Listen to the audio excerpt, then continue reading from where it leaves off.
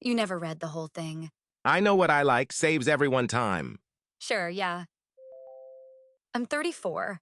I have a master's degree in public health, and I've been making a quiet list in my head for the last few years of what I actually need in a long-term partner. Not the surface stuff, but the real stuff.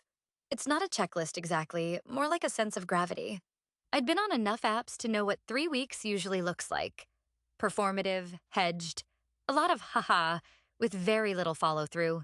Daniel wasn't like that. And I noticed, and I probably let myself notice a little too much before I'd earned the right to.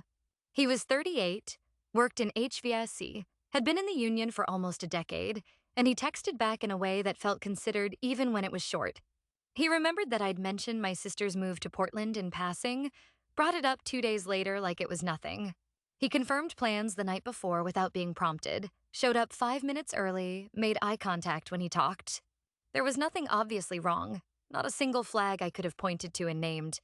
I didn't know back then how long I'd spend turning a single dinner over in my mind like a stone I couldn't set down. You know what you want yet or still deciding? Still looking, there's a lot going on in the pasta section. Yeah, I already know what I'm doing. The restaurant was his suggestion. An Italian place, mid-price, the kind that's been on the same block for 15 years and still has the laminated menus with the spiral binding worn soft at the corners. It was our second time meeting in person. I'd been to enough first and second dinners to have developed a low-grade autopilot for them. Scan the menu, make a small comment about something on it, let the conversation find its shape from there. I was looking at the pasta section when I heard the soft scrape of the laminated menu sliding across the table toward me. That was fast. You've been here before. Few times, same thing every time, basically. I'm still not there yet with this place. I looked up and he was already looking at the server, who had appeared with her pen out earlier than expected, and he pointed at something near the top of the menu. Not the specials board, not something he'd announced he wanted, just a quiet, unhesitating point, and said he'd do that one.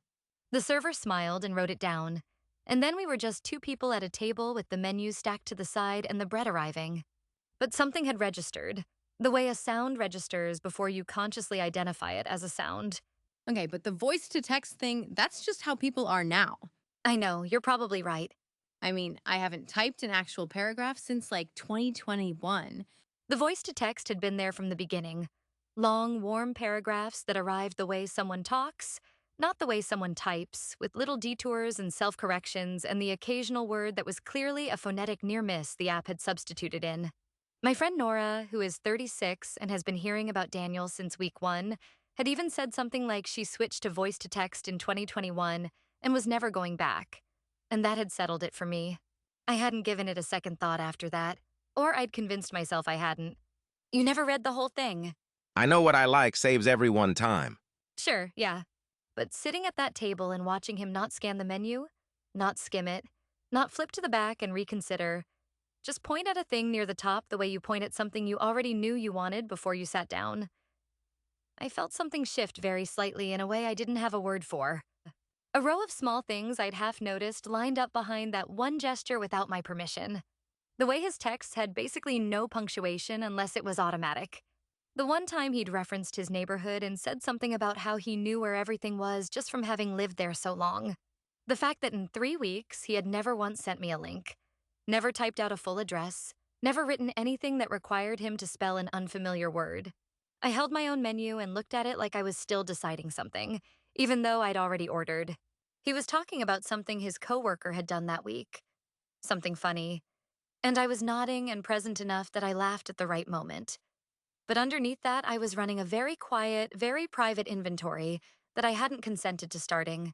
What I kept coming back to, and this is the part I didn't tell Nora, not that night anyway, was not what it might mean about him, but what it meant that he'd been sitting across from me for 2 dinners and a dozen long voice conversations and I hadn't asked. I have a master's degree. I wrote a 90-page thesis on health communication in underserved communities. I have opinions about literacy policy, and I could not find a single sentence that felt like the right way to simply ask a person something about themselves. We texted the next morning the way we always did. He sent a voice clip that was maybe 45 seconds long, easy and warm. Something about traffic, something about his day starting early. I typed back something short and real enough that it didn't feel like performance. The conversation looked exactly like all the ones before it, and I read it back after I sent my message, and the next dinner was already loosely planned.